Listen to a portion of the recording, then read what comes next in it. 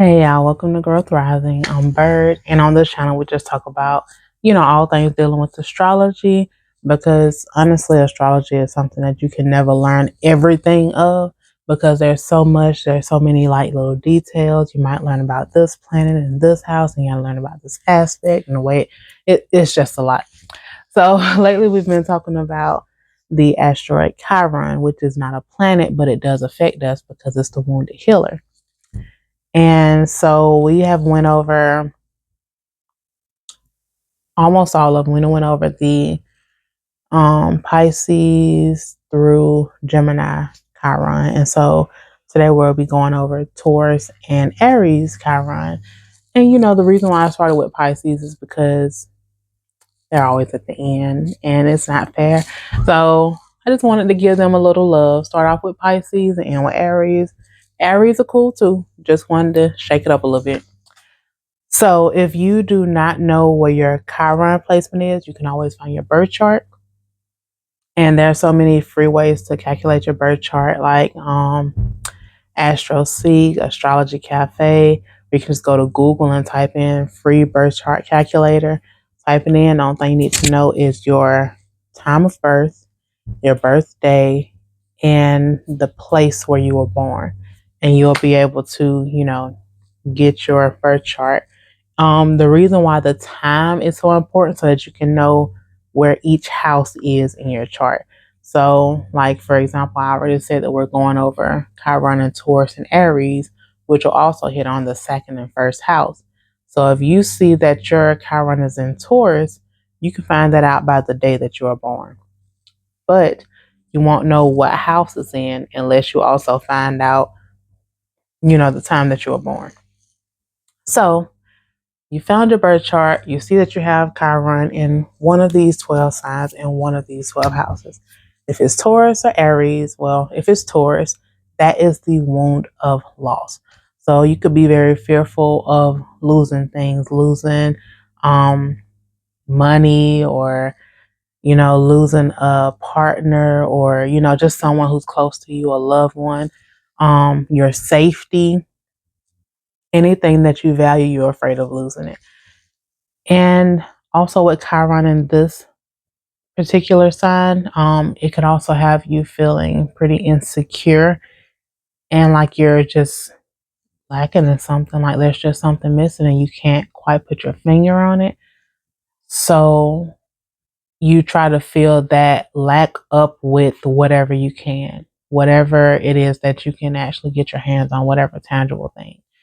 And that just kind of also feeds back into you being fearful of losing it because you're trying to fill that void of something that you lack. And it's not completely filling it, but you're trying to fill it. And you just feel like if you lose the stuff that you're trying to stuff into that void, you're going to go back to feeling completely just useless, which I'm not saying that you are at all. And also, depending on where you have this placement at, like let's say you have Chiron and Taurus in your seventh house, most likely you'll be like a Scorpio rising. But if you have Chiron and Taurus in your seventh house, you could be, someone who's very afraid of losing, your partner or any kind of relationship, a business partner, just any kind of harmony in your life. You're very afraid of losing it. And the whole thing of, it literally just left my mind. Manifestation. You're basically manifesting that because that's what you're constantly focused on. So it's just like, I don't want to lose this person. I don't want to lose this person. I don't want to lose this person. Oh, am I going to lose this person? I might lose this person. And you're constantly thinking about that. So that's just basically going to reinforce that very same fear that you have. It's just basically reinforcing it. And like, let's say if your Chiron is conjunct your moon or something, you can be very afraid of losing, that safety and comfort that you have, or, the relationship that you have with your mother if it's in the seventh house, or just, losing your mother, like at a time whenever you feel like you need her most. You could just feel like, I don't want to lose her, and then you lose her, and it's like, I knew this was going to happen. This always happens, Just basically focusing on the loss, even though that's something that you don't want, but you're always focusing on it. So always feeling like you're losing something or in danger of losing something, it will probably have you on this constant search for safety and security because you want to be able to have that, that routine, that steadiness, that, that levelness in your life. And that's the very thing that helps you to feel safe and comfortable and secure. And you feel like once you finally get it, you have it. But then again, you're always focusing on loss, and you feel like, you're always losing things because you probably did lose a lot, like when you were younger or in a past life. And that was what you focused on so much. And it's like that same pattern just continuously playing throughout your life. You could also have very strict rules for yourself because you want to make sure that you can keep some kind of balance in your life, some kind of structure, because that's what helped you to be happy. So you can be very strict on yourself. You could hoard things. Like once you get something, you're like, I just don't want to let it go. You get something else and like, okay. And then you keep getting so many things that you basically a hoarder now. You could also be pretty demanding because you want to have some kind of control. So you can be a very demanding person. And again, it also depends on which house your Chiron and Taurus is in. That can show where you're very demanding because you want to have some kind of structure. And this right here can also show in your life like you can be a very frugal person to where I don't really want to spend money on too much. I want to save as much money as I can. I don't want to put too much money out. I don't want to spend that much. I go over here for the cheaper, with every little thing. Or you can be the type of person who spend money on everything, like an excessive amount, because it's like I only live once and I'm probably going to lose the money anyway. So let me go ahead and buy this and buy that and buy this because I want to gain as much material things that I can buy so that that'll make me feel comfortable and secure for the time being until I don't. And honestly, a way to cope with it is to trust in God or the universe or source or whatever you may look to.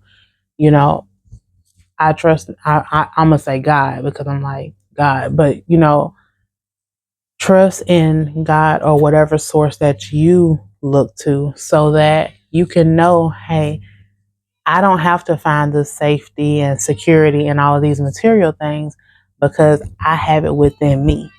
I have this in me, so I don't have to go outside buying all this stuff and everything just so I can feel safe and secure. And you'll also know that you already have the abundance, inside of yourself. Merge that physical and the spiritual together so that you don't feel like you have to constantly rely on the physical things because you're relying on spiritual also because you know that you have what you need already, which Chiron always telling us to look inside of ourselves.